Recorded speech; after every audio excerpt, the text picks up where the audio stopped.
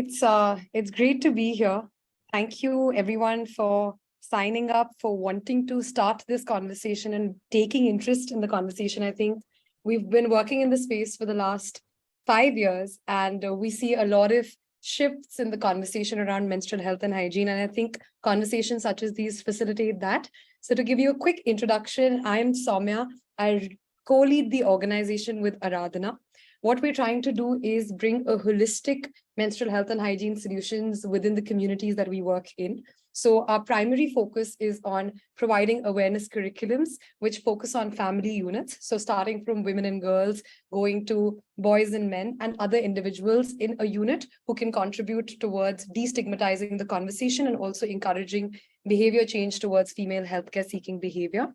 Secondly, we've got channels to facilitate product access for sustainable menstrual hygiene products for the community. So we manufacture and provide reusable sanitary napkins to communities across India. And in order to ensure that there's a systematic flow of information and product within the communities that we work in, we also train and employ women and girls to sell these products. And sorry, I'm using women and girls loosely over here. But I think this conversation exactly is about that, to understand how we can better integrate different conversations within menstrual health and hygiene. So we basically, the third thing that we do is we train women and girls to become our associates or our sellers, who become the spokespeople as well as the salespeople for the organization to continue the awareness and continue the product access within the community. I think today is going to be wonderful, a wonderful platform to learn and understand from lived experiences of our speakers. And please put in your questions, and thank you for being here. There's a short video that we'll share with you. I think it's 50 seconds that showcases a little bit of work that we've been. Periods as a topic is so tabooed. There's so much shame associated with it.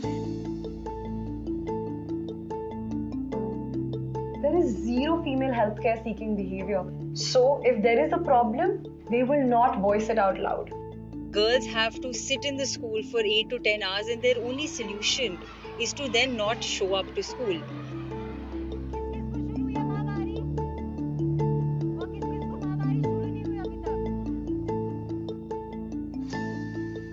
Ma'am Bala company ने पहले तो हमें ma'am जानकारी दी, फिर उसके बाद में हमको बांटे है ना, फिर मैम उनसे बहुत कंफर्टेबल फील हुआ। मैं चाहती हूँ कि जो मेरी मम्मी, जो मेरी फ्रेंड्स हैं और जो मेरी बड़ी बहन है, उन सभी को माहवारी के बारे में जानकारी दी जाए और जो पुराने ज़माने की जो गलत जानकारी हैं उनसे दूर किया जाए।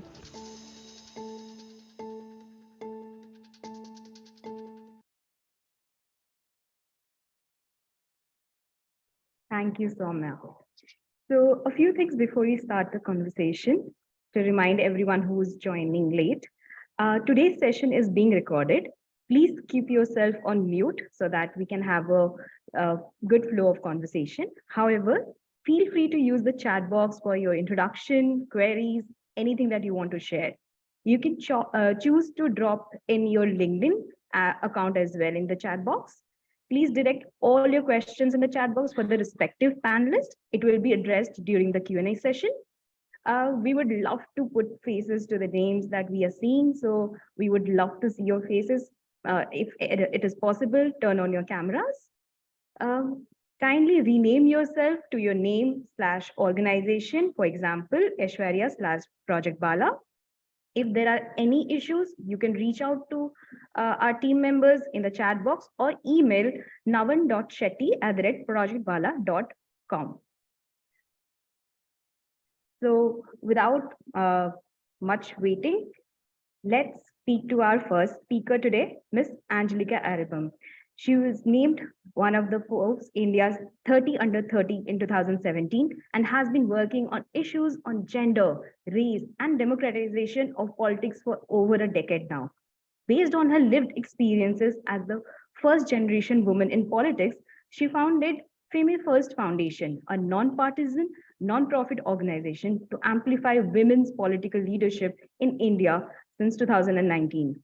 As a staunch advocate for gender and racial rights, she regularly writes for various prominent publications, including the famous the Indian Express, and the Times of India, amongst others. Today, each of us present here are or have been part of some or other organization.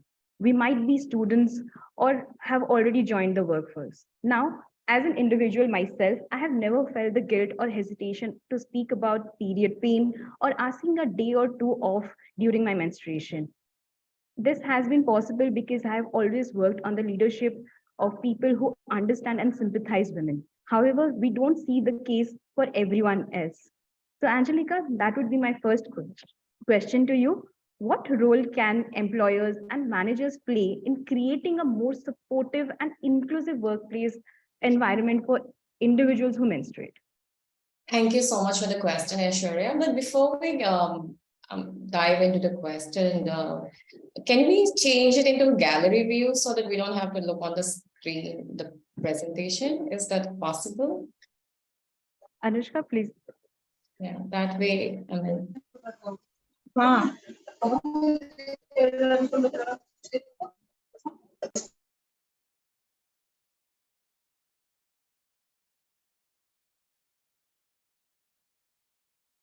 If it's not going to be possible, then it's all right. I can answer the question, but. Anushka, you can just stop presenting your screen. I think that would be fine.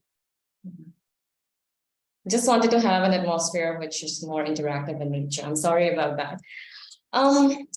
I'm delighted to be here and talking about a subject that is very close to my heart. And coming back to Aishwarya's question about what measures can be taken at the workspace, right? So when it comes to menstruation, and unfortunately, there are around 20 million women in India who face severe issues like endometriosis and PCOS. I suffer from PCOS, which means that even though periods are a biological issue, it also becomes a medical issue, right? So it is often led by cramps, heavy bleeding and diarrhea and migraine, etc., and etc. And that is not so severe for me, but even in that case, the first day I cannot even move out of my bed. It's just so painful. And when I think about menstruation, I remember this particular incident that happened to me. This was, I think, 2000, around 5-6 years back, when I was protesting on the streets of New Delhi against a crime, against a rape case that had happened. So I was protesting on the streets of New Delhi, and I was taken into police custody. And in this police custody, I started menstruating. And it just so happened that when I asked the policewoman at the station that can I get access to a sanitary napkin, she gave me this extremely dirty piece of handkerchief and told me that I could use that. And that kind of, of course, I did not use it. It was extremely dirty and I didn't want, it was not hygienic at all, but it led me to thinking about the issue of menstruation and prisons and menstruations, and that is where my work began. So coming back to the question about making workplaces more friendly to menstruators, there are many things that we can do. For example, providing sanitary napkins or tampons, etc., giving them access to it. Then other things that we can do is we can make the environment more friendly and understanding of the situation of menstruation. Because in India, we come from a space wherein we tend to hide, menstruations. We don't talk about it. We are shy. We call it periods, and we call it auntie, aunt flow, etc., etc. So the whole idea is, the whole subject of it's taboo. It's filled with so much of shame. Women are embarrassed to talk about it, especially if their reporting managers are men, for example. There is this shame attached to it. So workspaces also need workshops and sensitization, which is also very crucial. And not just, another thing that we need to note is, it's not only women who menstruate, right? There are people, trans men, intersex, non-binary people who menstruate as well. So limiting the conversation to only women and saying that only women menstruate kind of invisibilizes the other people who go through menstruation. So which is why sensitization is also very crucial at the workspaces. And of course, flexible working hours. If COVID has taught us one thing, is that work can go on remotely from our homes, can be flexible, right? So we need to take advantage of that learning from COVID and ensure that if someone is not able to turn up at work, but if they're more comfortable working from home due to various factors like access to clean and hygienic water, toilets, etc., and etc., medications, then it's okay. Workplaces should be, able to give that flexibility to those people as well that work from home. I think these are some core ideas that, initially can really help a workspace turn into more friendly for menstruators. I cannot even fathom to think what kind of trouble you must have gone through while being in custody, where you can't access a menstrual product. I mean, being part of a office which has a rest room where you can just go and lie down if you're not feeling comfortable, and the pads available in the toilets. I feel very grateful for to be a part of an office space that provides all of these amenities.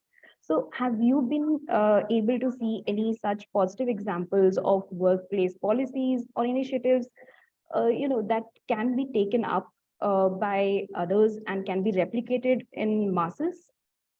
I think when Zomato, a couple of years ago, when Zomato started the period leave discussion, when they started giving 10 days of leave to people, there was a huge uproar from people who are against menstrual leaves, and as well as there were a lot of support from people who are for menstrual leave.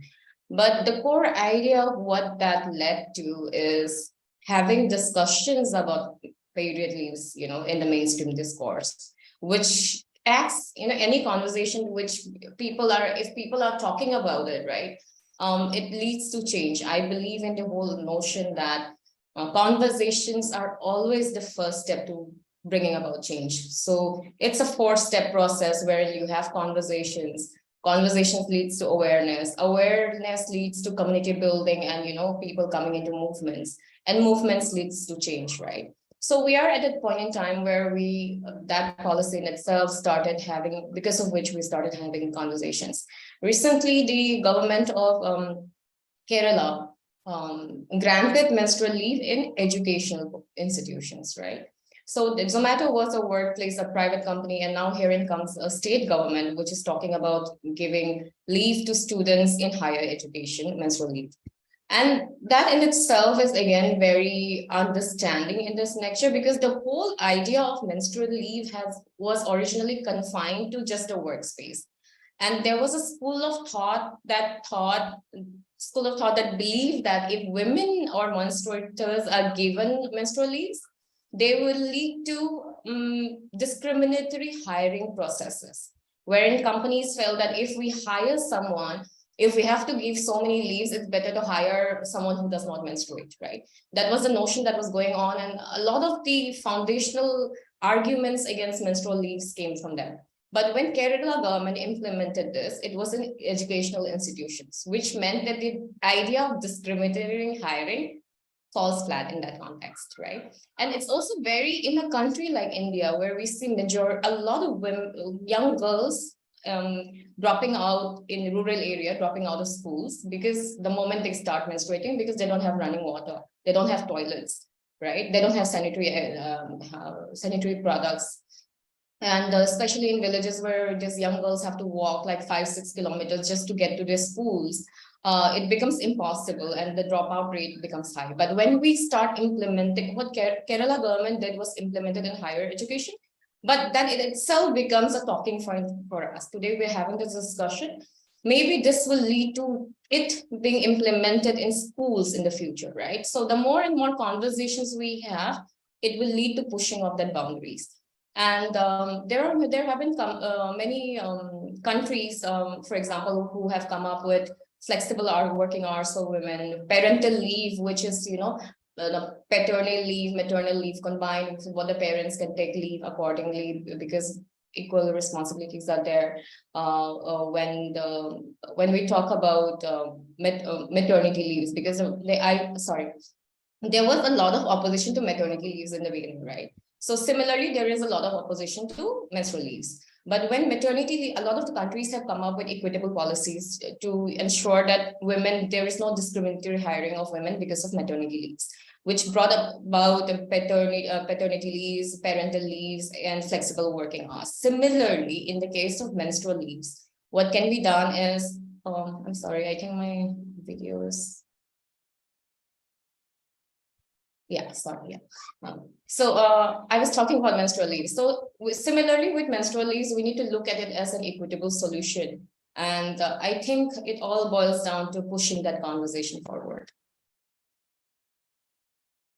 As you have rightly said, that we need to start with the conversation, and this conversation will lead to awareness, and we can expect some community building around these topics, from the shift of not accepting these conversations to accepting it, as we are seeing some changes happening, but it's not as much as we would like to see it.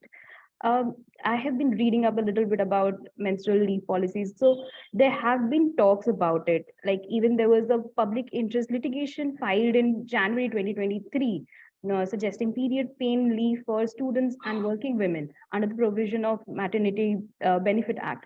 However, all of these conversations stay at that, conversations. What can we do to make them actionable?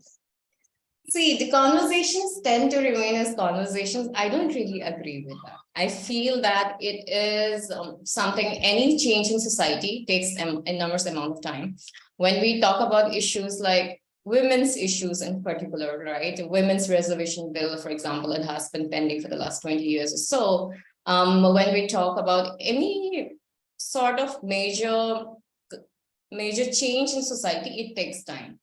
But initially what happens is that initial conversation, right? People gathering and silos in their own, not forced, but out of their own will and their interest coming together and talking about it. That still today, unfortunately, as far as I've seen, I recently saw this newspaper article wherein a brother killed his younger sister for because he was not aware that she was menstruating, something like that, right? So this sort of things lead to, especially boys and men in India, do not know much about menstruation. So even in terms of sex education, we talk about sex education in schools, but again, that's very just a checklist item. It's a very superficial thing that does not really increase the knowledge of people, and just boys are separated in a separate classroom, girls are separated in a separate classroom, a teacher comes and talks for say half an hour, 1 hour, that's not going to lead to much change, right? So it's needs a much more concerted effort, and conversations, public conversations on television, on newspaper, on movies, etc. They need to be much more concerted in that nature, which will ultimately lead to change. So we cannot expect things to change overnight. But I think of the Zomato leave policy that came out a couple of years ago, it was a landmark moment that led to changing and us having these discussions.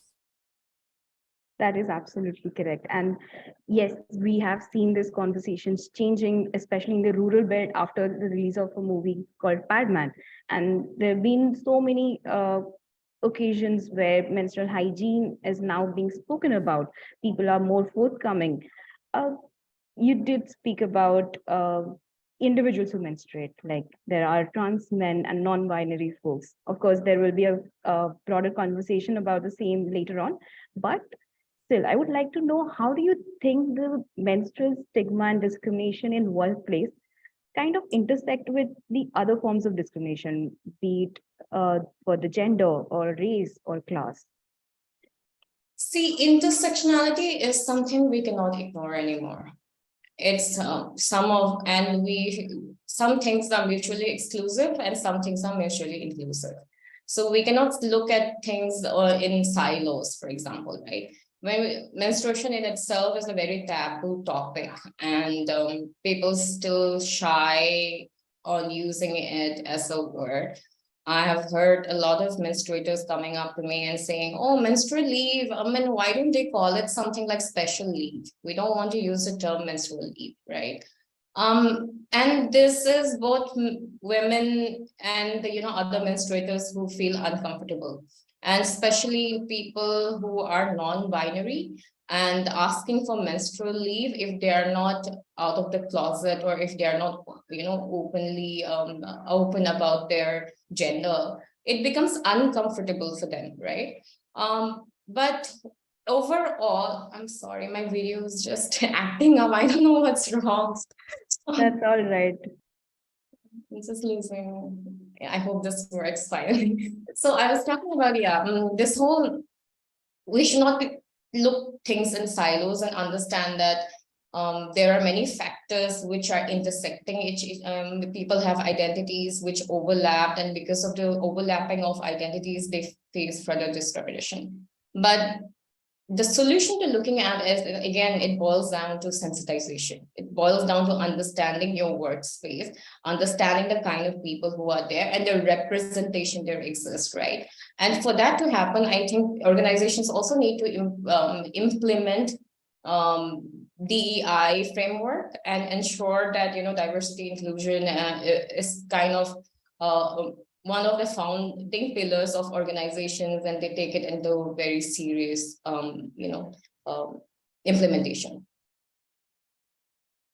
Could you please elaborate on that for our listeners? So diversity in DEI frameworks, right?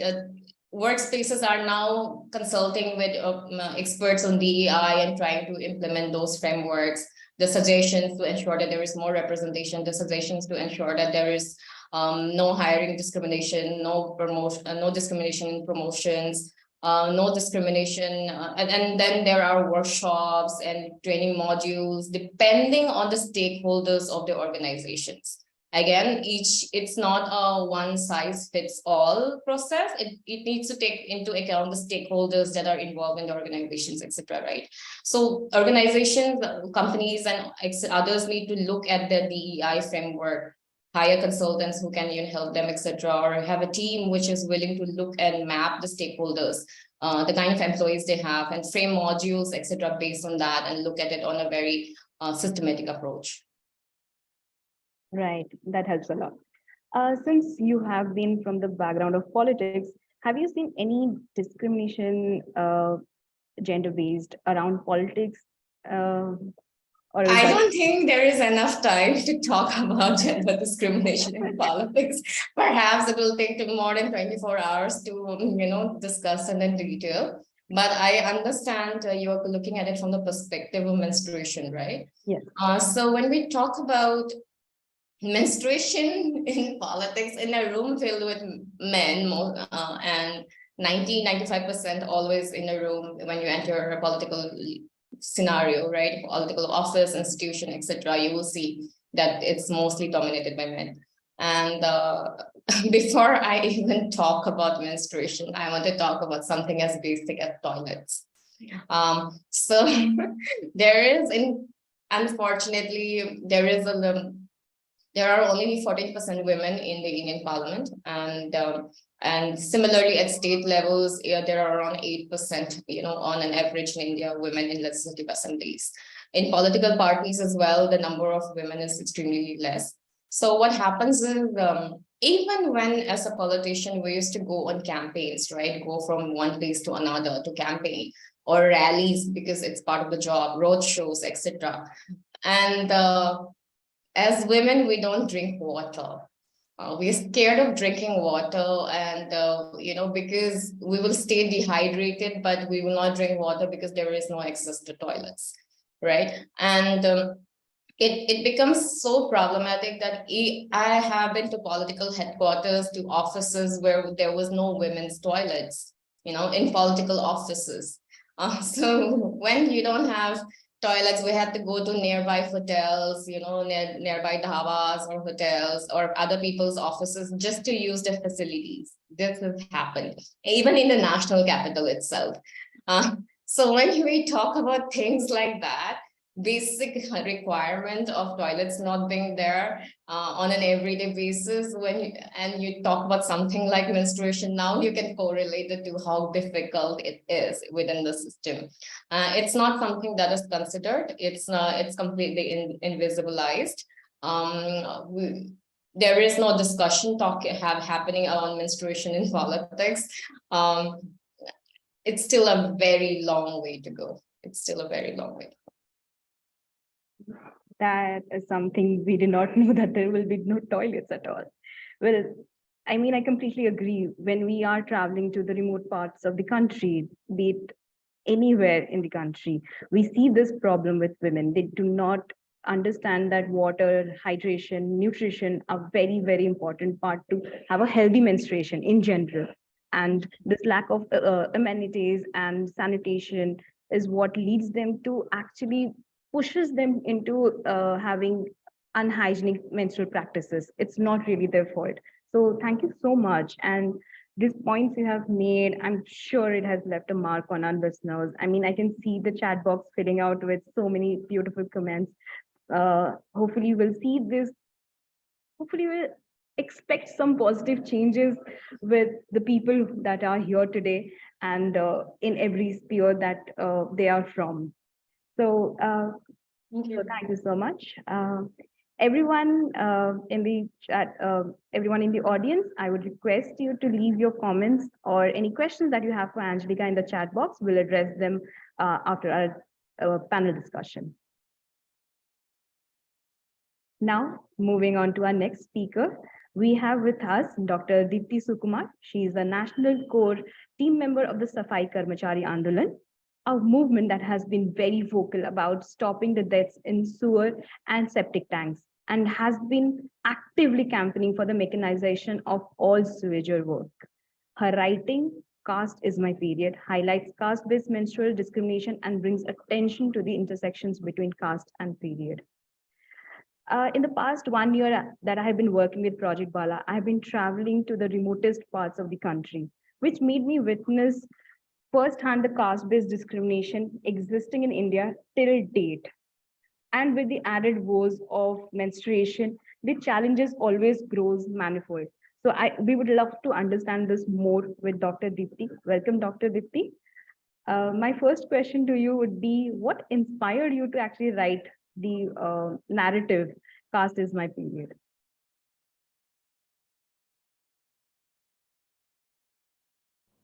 Yeah, thank you, Aishwarya. Can you all hear me? You can. Yes. So thank you, Aishwarya, and thank you, Project Baala, for having me here. It's very, I think this is the first time really for me that I am in a conversation like this with a group that is outside the Safai Karmachari community. I mean, outside the kind of within that intersectional framework in the context of Safai Karmachari Andolan that I work with. And so it's very interesting for me, and also I think it will be a good learning also for me to be here with you all in this conversation. So thank you so much for that to Project Baala for having me here. And yes, what inspired me to, it was really something that I was kind of thrust into. So I'm not a writer. So, and if there's anything that I really kind of put away from doing, it's writing. But that's one of the things that I really find it very tedious to do. And you know that, and I can think and I can talk and I can discuss, but writing is something. I'm basically a lazy person. So writing is something that I feel is a hard work to do. And then hats off to all the writers in this group really, and in this chat. Anyway, that was one of the few pieces that I have written. But I must say that as I was writing it, I realized that, you know, what a huge and what a deep kind of an issue this is. And I just kept thinking, it was kind of shocking for me that this is something that has existed since human being, since the creation of human beings on this planet. And we're still talking about something that and has to keep it a secret. It's a taboo to talk about it, and women and everybody and the entire human race actually feels embarrassed when something like this is talked about in public or in the open. And I mean, it's actually a shame. It's a blot on the human race itself that we still have to live with this kind of an embarrassment and this kind of block in our psyche to be talking to have this kind of a block about menstruation.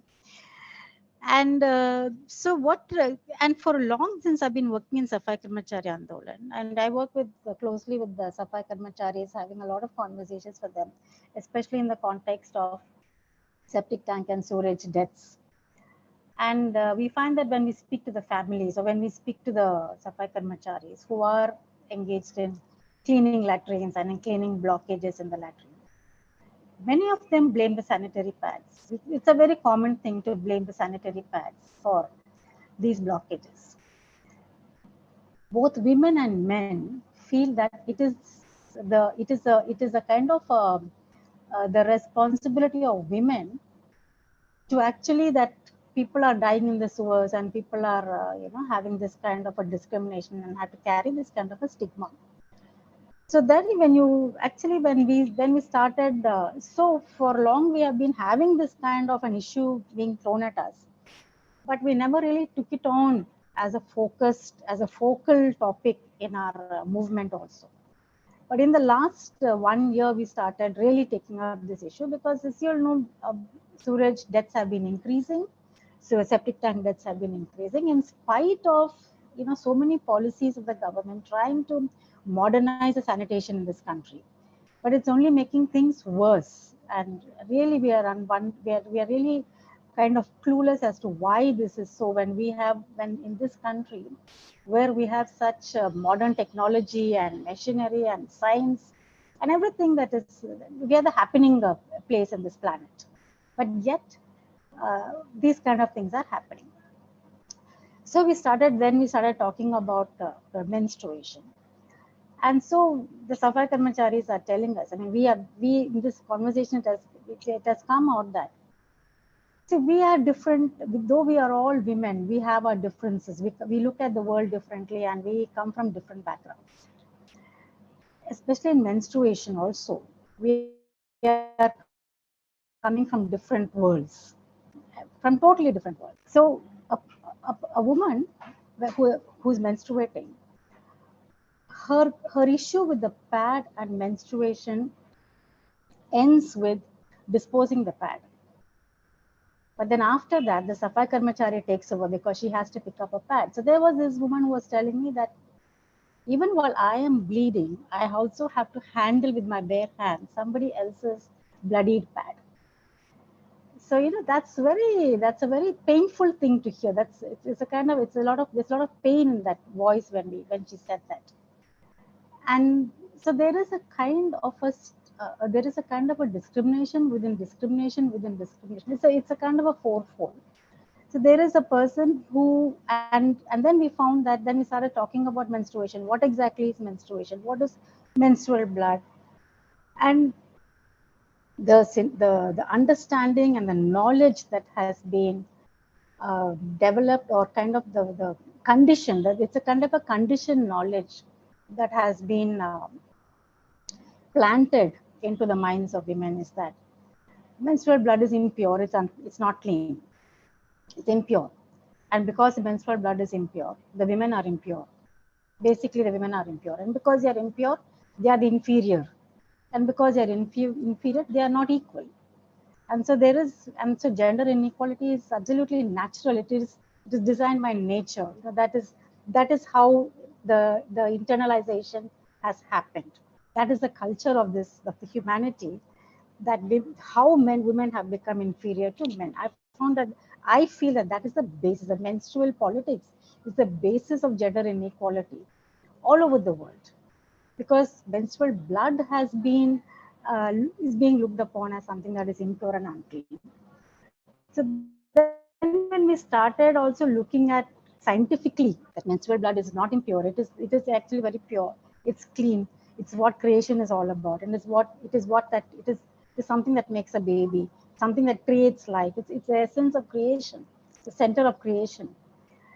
But it is not acceptable. I mean, it's very difficult for women and for everyone to accept that. that in spite of that, in spite of knowing, in spite of understanding that yes, the menstrual blood is what creates life, but yet it is still impure when it comes out. When it's coming out, it is still impure. It is even more impure than shit or urine. So how is that? So that's a huge challenge that we're trying to take up, that we are trying to look at now. And because of that, every woman, especially in the Indian society, faces untouchability. I say untouchability is actually caste-based. Untouchability is faced by Dalits all across all religions and across India. But when it comes to women, all women face and experience untouchability during menstruation. But what happens is that when an upper caste woman or a middle class caste woman have untouchability only during a menstruation, Dalit men and women are facing untouchability every day of their lives, whether they are menstruating or not. The menstruation is really not such a, it doesn't affect their status of untouchability at all, because they're untouchable always, whether they are menstruating or not. But what I have, what we have been talking about is that since there is this untouchability factor, a thread that runs across, there is a common thread that is actually uniting all women. That is the platform of intersectionality, that we must begin to unite women and try to demolish all these structures of caste and patriarchy structures that have created us, that have actually conditioned us to be part of this society and place ourselves in a situation so that we remain in an unequal power balance. So that's how, this whole thing we have actually centered it around the menstrual blood issue, how we can do that.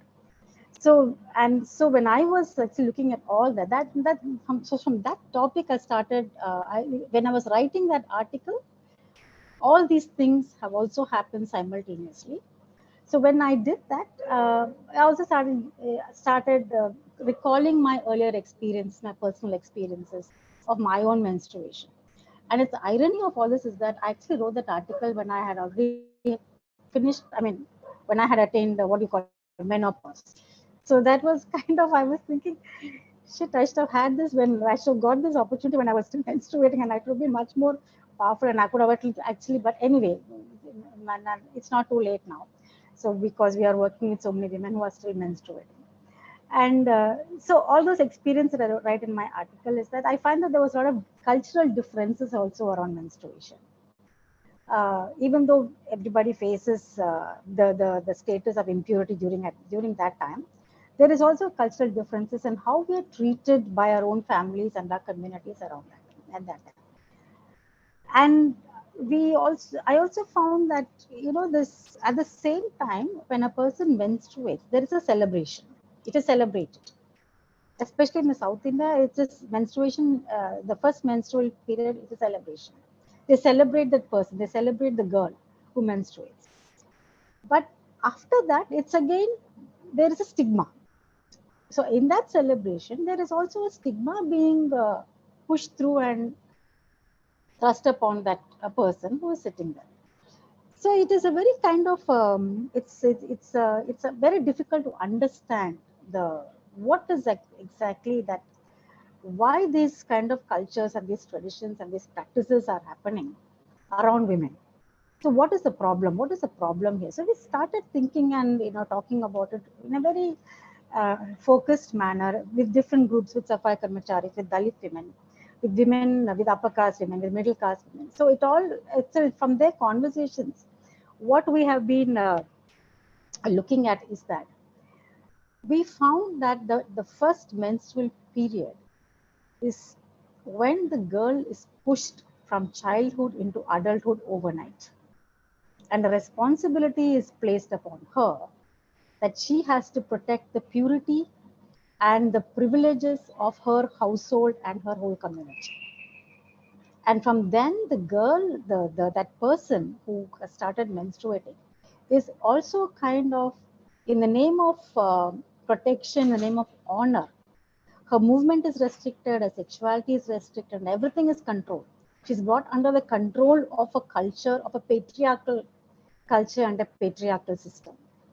So that's what happens around menstruation. So why is that? So how is that linked to caste? How is that linked to patriarchy? How is that linked to caste? Patriarchy, of course, it's that from, and every girl whom we have talked to about her first menstrual period has said that after her first menstrual period, the entire family's behavior towards her has changed. Meaning that that's when the rules are really started to be put into practice upon her, and she's made to she's conditioned and she's controlled the way she sits, the way she stands, the way she walks, what she speaks, what she doesn't speak, who she moves with, who she talks with, and everything around her is controlled. And basically, there it is just that her sexuality goes under control of the family. She's her person, her body is not owned by her any longer. She's not in control of her body and herself and her sexuality from that day onwards. Now that is the most difficult thing to understand for us, as human beings, that we have been living through it for this our entire creation, but we are still not able to come out of this ancient ritual, or I do not know whether to call it ancient, or it's a kind of a ritual, a practice, a tradition that is not at all uh, it's not at all what to say supported by any scientific, any science, or any logic on earth. How so? What? Why is it there? And then I felt, and then we started when we were discussing. I also started. It's a theory, really, that from that day, the sexuality is controlled only because you need to maintain the purity, the so-called purity of that household and of that community. So that is exactly what caste is about. Because caste is all about purity and pollution. So, and we all know that and there is all these things about honor killing. Where does honor killing come from? It's when an upper caste girl falls in love and has sexual intercourse with a lower caste boy. Then it kinds of honor killing happens. So, so this is what menstrual control and menstrual politics is all about. That in order to keep that girl under control, her sexuality under control, and to keep the caste purity, the pure status of that caste, you control her menstrual cycles. You control her using her menstrual cycles. The menstruation is used to control a woman's sexuality and a woman's body and a woman's choice in loving whom she wants, in marrying whom she wants, and whom she wants sex with. Basically, it's just that. That's what the menstrual stigma. Because as I talked about exactly what are the menstrual stigma and what are superstition, there are hundreds of them. Everyone has a different story to tell. Everyone has a different. But what is the basis of all this? Why? What is the reason? What's the root cause for all this? I think that needs to be exposed and demolished. Unless that is exposed and demolished, the stigma and discrimination will not be done away with. And so I think I'm talking. Do you want to intervene? Yes, I have a question. So we are actually running a little short on time, but Yes. I mean, this gives us a lot of insights on how life is different for every class and caste, and especially women, even being in the higher caste, it really doesn't change for them, and they get a flavor of the untouchability and discrimination while menstruating. You had a statement in your narrative that menstruation was an equalizer for you when you moved to your hostel. So, on that note, I would ask this last question, and if we can wrap it up in 1 minute. How do you see the intersection between caste and periods playing out in a future timeline? And uh, what kind of progress are you hoping to see in the future for these girls, for this next generation of girls? I think for me, working with Dalit women, working on Dalit issues of human rights, and working on untouchability and issues of discrimination, it's to demolish these structures that are promoting untouchability and caste-based discrimination. And it's not it's and I and after working on menstruation and the stigma and discrimination of menstruation, I realized that all women are facing untouchability. So all women know exactly what untouchability about is. So it's a much more easier for a woman for women of all coming from different cultures and different backgrounds to come together on this common platform of menstrual politics, you know, and come together on that platform to address caste, patriarchy, and untouchability, which is affecting the entire Indian society and the Indian population. So I think based on, so if we use menstruation as a binding factor, as a unifying factor for all women of this country, so I think I felt that would be the most logical approach for an intersectional feminist platform to happen. That would be the most logical approach for intersectional feminist platform, because there's nothing else that is really uniting us. You know, we cannot be united by our culture. There is no rituals. There is no what is economy. There is even no politics also that unites us. But menstruation does, and the stigma and the discrimination that is around menstruation can unite women, the Indian women, together onto a common platform. And that is our reading on this entire issue.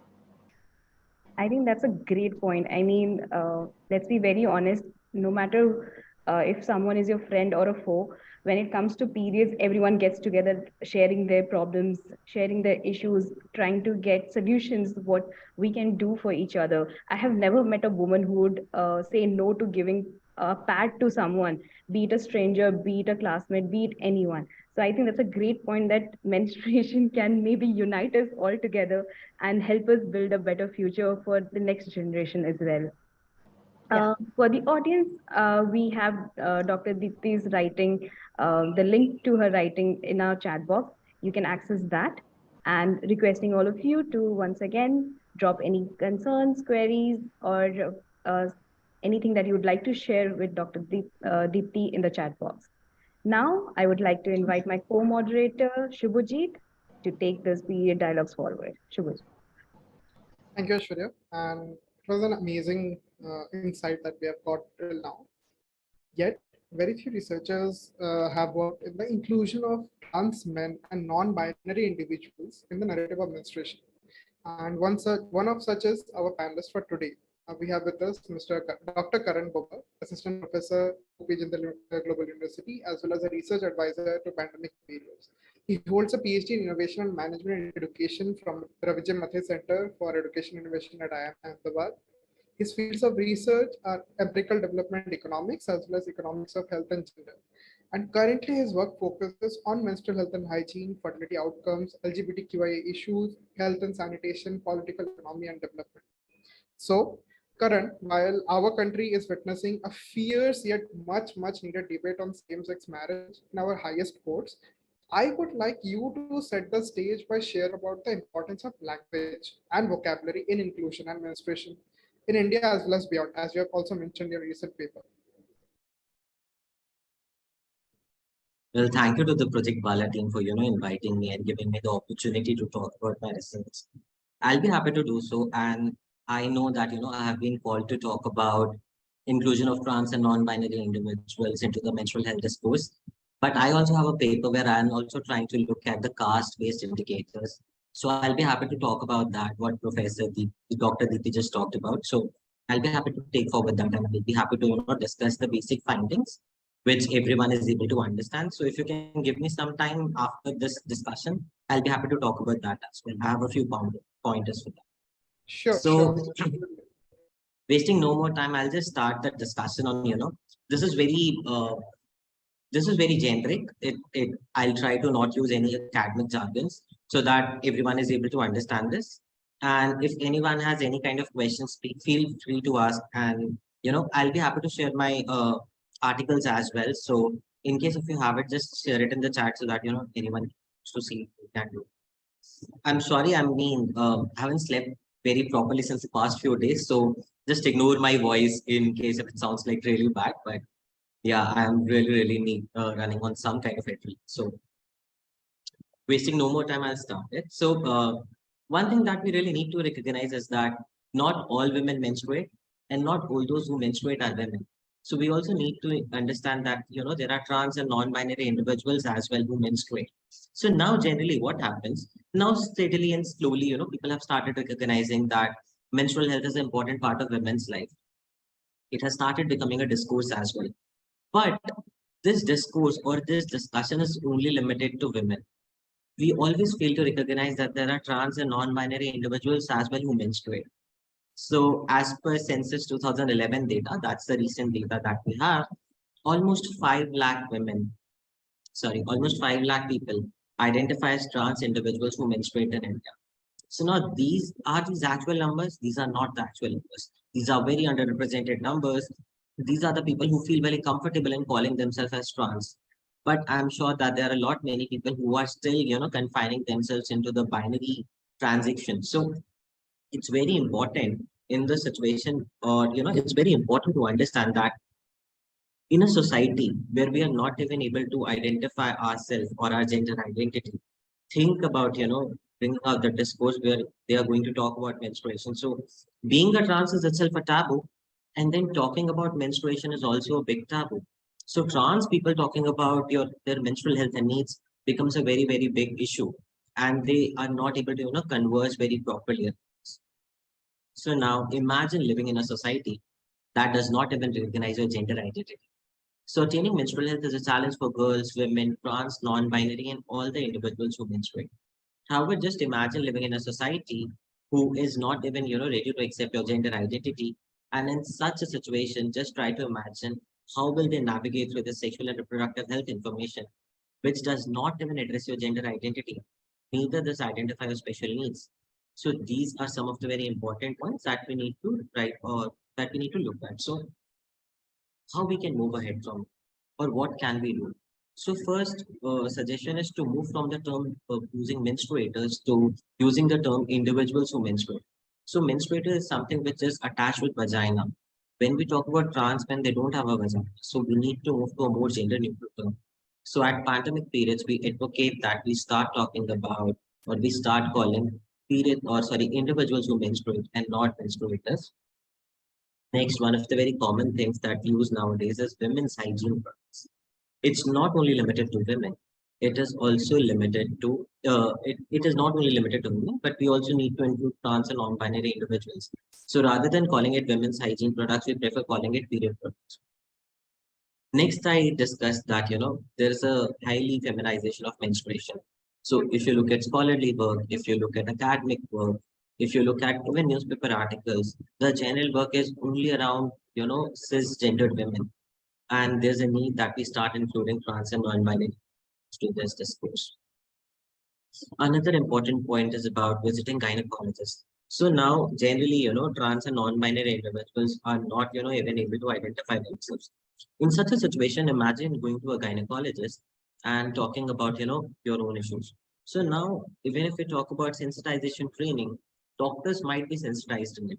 There was a study which was done in US which identified that only 16 to 20% of the doctors are the ones who are sensitized enough, and not everyone is. And that too, when we talk about sensitization, I'm not very sure why we are limiting it only to doctors. But there's a non-doctorate staff, which are the first, frontline workers who will go and visit. So let's say if I visit a hospital, first I'll need to go to the local clerk, who will get me the slip. And after that only I'll be able to visit the doctor. So until unless I'm not confident enough to, cross that hurdle that I want to visit a gynae, and maybe more specifically around this issue, then in that situation it's very, very important that we start picking and start training these non-doctoral people as well. They need to be sensitized around trans and non-binary issues, and they also need to be sensitized enough so that every individual who menstruate can find a way to reach out to doctors in a more cohesive and comprehensive manner. Next is washrooms. So now, since India clearly recognizes third gender, but just imagine, have you seen in your surroundings a neutral washroom, a gender neutral washroom? I haven't seen it. I roamed around a lot and I don't see it. Now, in this situation, as a trans man, I might be okay in using a male washroom. But now, even in this situation, are male washrooms equipped enough that can they provide me the necessary infrastructure that I need? to, manage my menstrual needs? Maybe not. So what is the solution? Should we make these washrooms gender neutral?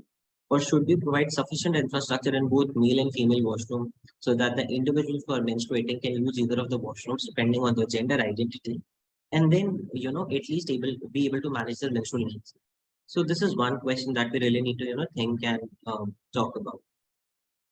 Another important issue is free period products. So generally we see that, under the NHM scheme, school girls are getting free period products. I should not say period products. We should say only sanitary pads.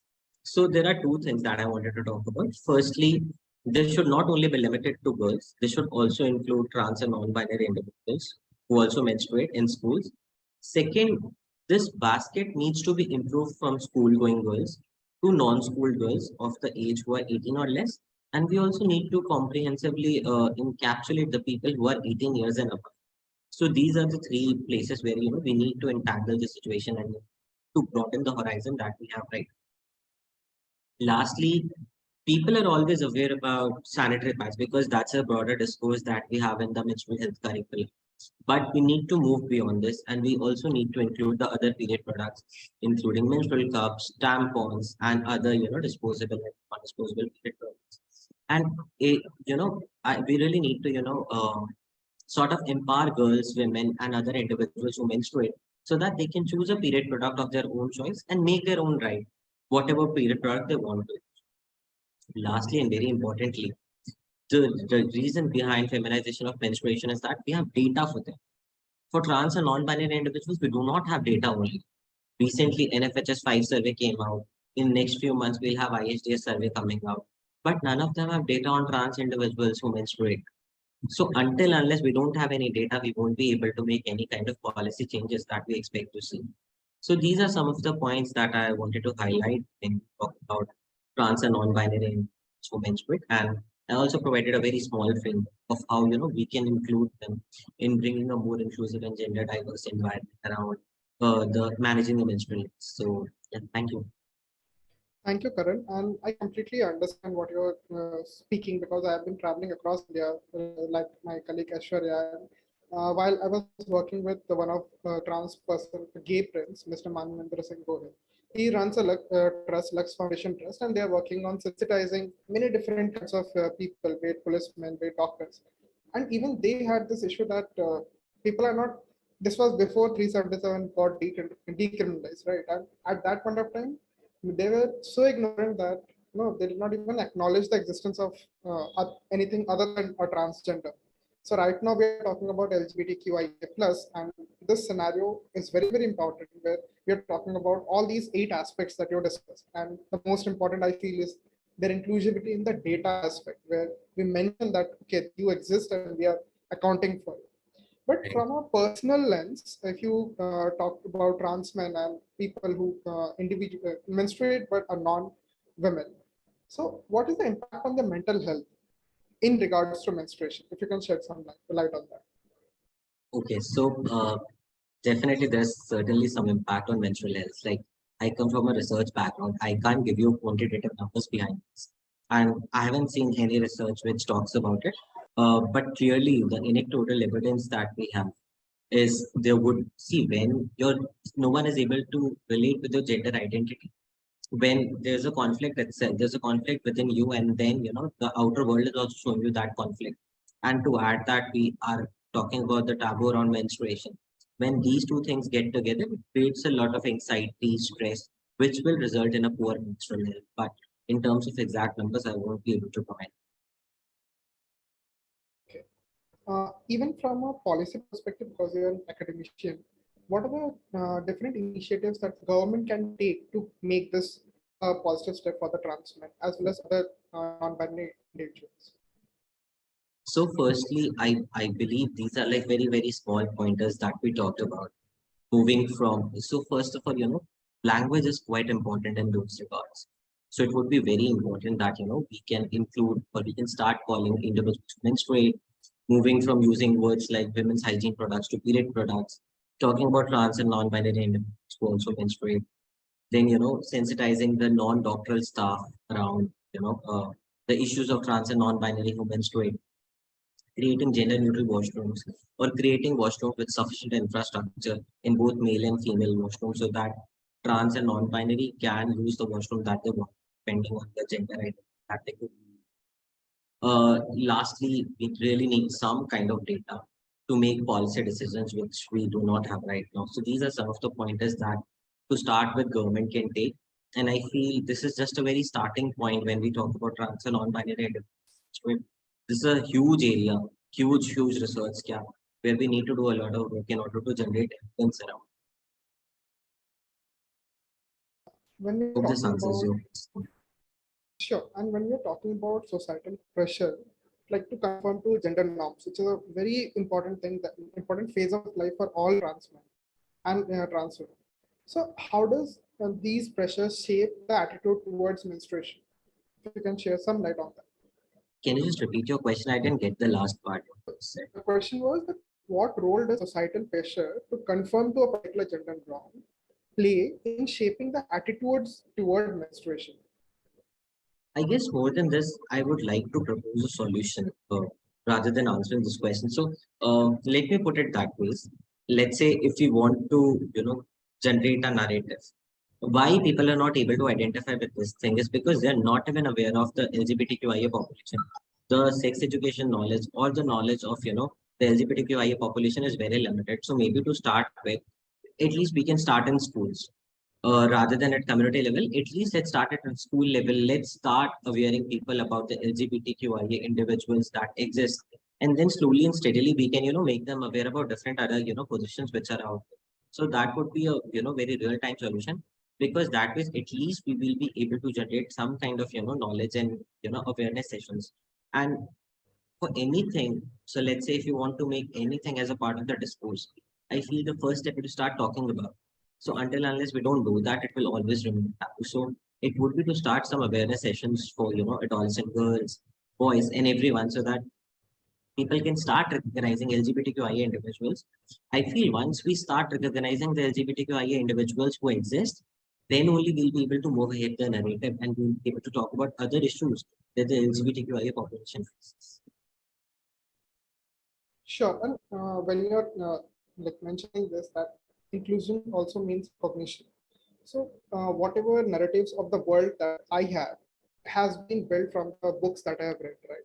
And more when I'm talking about curriculum related books, do you feel trans population is getting highlighted or getting represented in the curriculum that we are studying currently?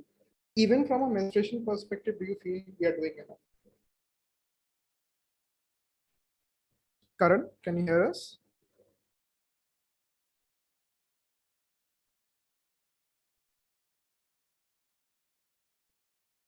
Just rejoining, Subhajit. Yeah. I'm sorry, there was some internet issues. I hope you are able to see me.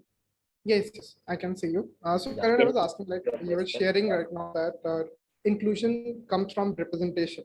So I just wanted to understand, being an academician, do you see trans people getting represented in the curriculums that we give to K-12 children? So any thoughts on that? I'm so sorry, but Subhajit, your voice is breaking. I couldn't get your question properly. So Karan, I was asking, do you see in the near future trans people getting represented in the curriculum that we are giving to our K-12 students? I really think so. We should, because that is how we really need to move forward. Until unless no one is going to talk about them, we won't be able to move ahead as a society. So definitely it should be included in the curriculum. And I feel in 2018 or 2019, CBSE even started doing that. And previously also we had adolescent education program, which was certainly talking about the LGBTQIA population as well. But all of these were crashed. But I really hope that moving forward, we'll have some kind of evidence around it. I've also worked somewhere around, adolescent education program, and we have seen really good impact on the states which had those adolescent education programs. I'll have to talk about once you have complete evidence around it or complete data around it. But yeah, that is one place. And to broadly answer your question, definitely trans, or majorly, let me put it this way, is that LGBTQI curriculum really needs to, come into place, or moreover, sex education curriculum really needs to bring into place so that, people can start recognizing the LGBTQIA individuals, films that LGBTQIA individuals face. Hope that makes Thank you sense. so much, Karan, for these amazing insights, and to all our audience.